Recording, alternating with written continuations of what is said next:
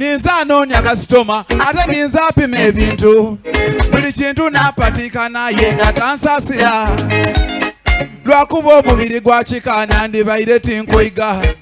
kayinfuna obuwerero ebigambo bida byanumba nasirikalira leero ndekaniza omuliro sitopu walala sitopu walala kabona fungu mokole sitopu walala tunonye sente melodisawa ya bigambo werwaneku sitopu walala iwo nakatandika lubaire obwemba nakawandika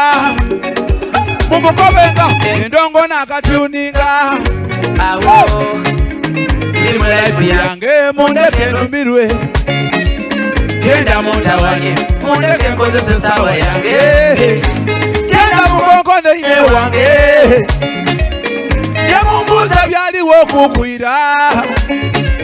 nzira tabona muntu asitinakyuka mukuku nti nze hoyigwa mwidi aye mutindo nogwakyuka nija kwembatisaka kuba katonda nigo yampera sitokuwalala